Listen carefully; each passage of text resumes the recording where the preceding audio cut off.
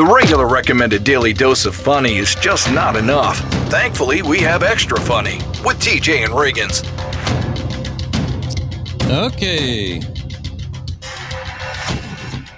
We're kind of under the gun here because we've got all new setup and everything for our broadcast and our recordings and whatnot.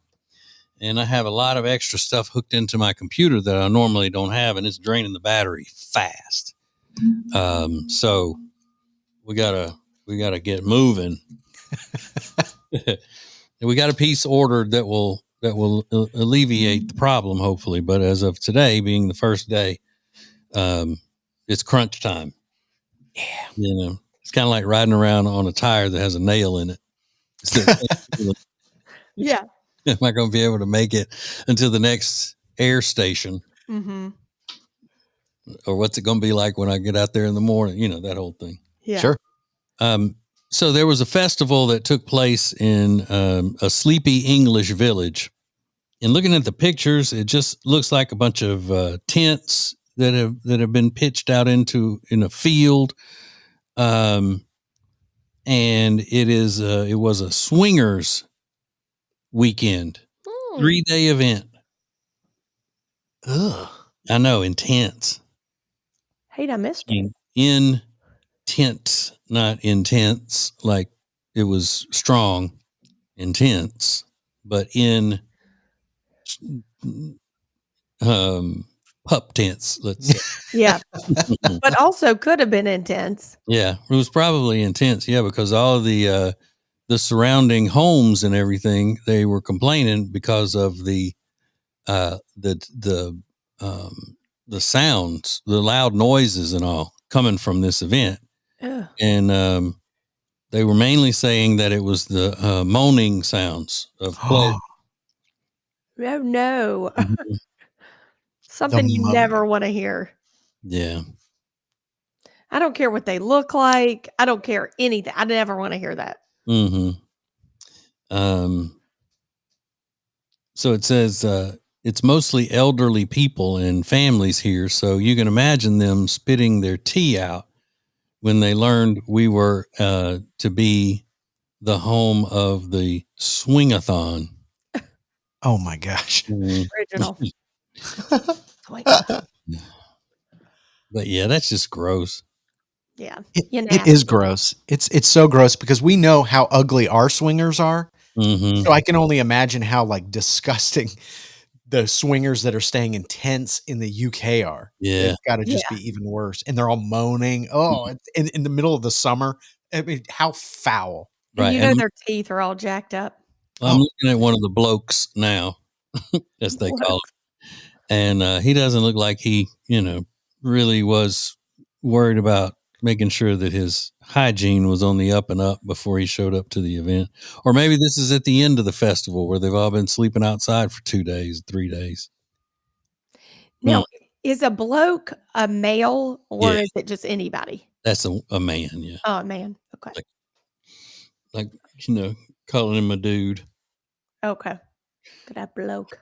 Mm-hmm. I blame the city on this one. How can you allow a large gathering of people having sex in public this close to where children, families, and elderly people are living? Who approved that and fire them? That's so wrong. So wrong. Well, Brother Riggins, England has just gone to crap. I mean, it's not even a free country anymore. And everything that can be done to ruin a society is being done in England. I mean, they're going down the list. They're doing it all. Well, it seems like they're too free at this point. Like, I don't know. Yeah. you take some of your freedoms away. Yeah. They're taking away the freedom of the people who live in the town, because these swingers are not just staying on this property the whole time. They make it sound like all they do is go out in these tents and just go from one tent to the other hooking up. But I'm sure they went into the town and all of that kind of stuff, and they're probably acting like idiots. Ugh. They're basically, it's a fetish. Yeah. You're living out their fetish out there in the in the big circus tents. Oh, They need all their privileges taken away. We need to treat England like children. You're grounded. You ever had sex in a tent? I don't ever know if I've even been in a tent. I'm trying to even think when I mean, I don't know. If you're going to have like a swingers party, wouldn't you have it at like I don't know, like some kind of shady hotel or something? I don't know. It's just like a tenting situation. Just doesn't seem. Yeah. It's a tent village. And like I said, it's these nice white big tents, and there are a bunch of them set up out there.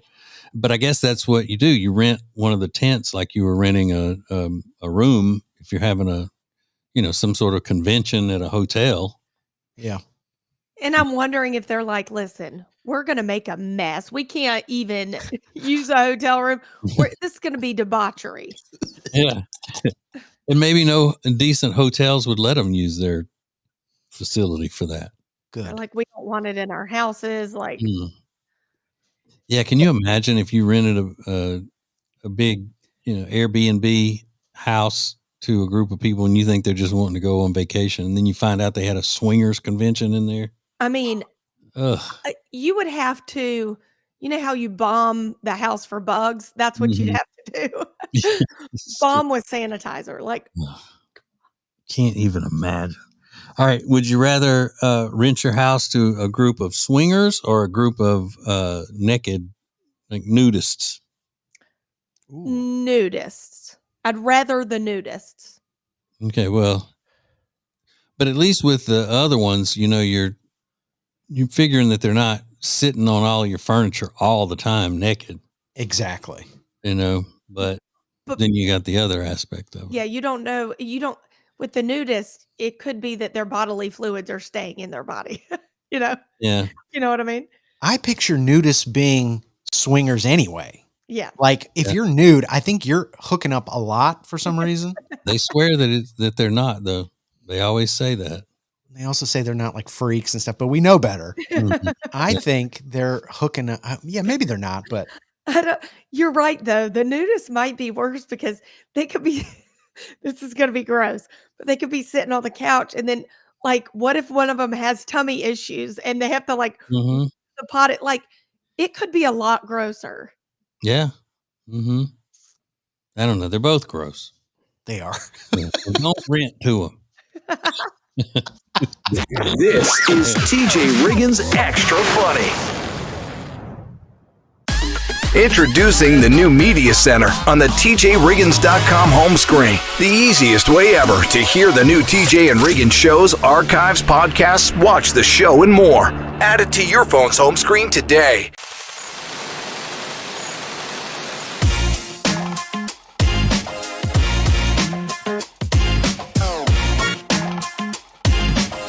So you've heard me talk about Mandu Charlotte, and now it's your time to go for absolutely free. Mandu Charlotte is an electromuscle stimulation workout. It's only 15 minutes, and it feels like you've been in the gym for hours. You're toner, leaner, stronger. You feel better in your clothes. You look better in your clothes.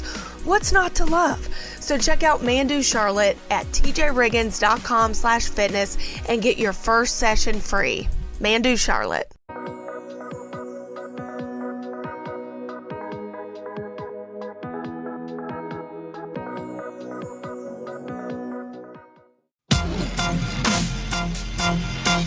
Thank you for being part of the new radio explosion. Let's do it! Now, back to TJ and Riggins Extra Funny.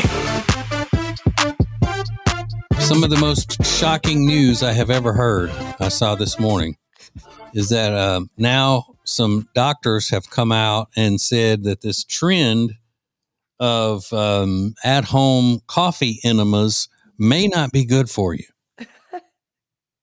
Oh, really? Don't say. Yeah. Coffee enemas?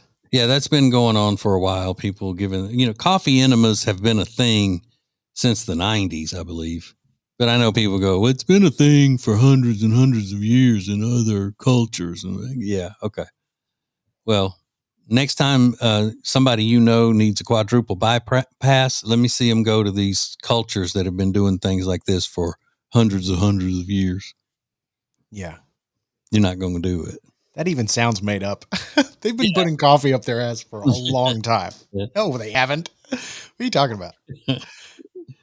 But yeah, I never understood that. And it seems to me like it would burn terribly bad. Yeah, I bet it would.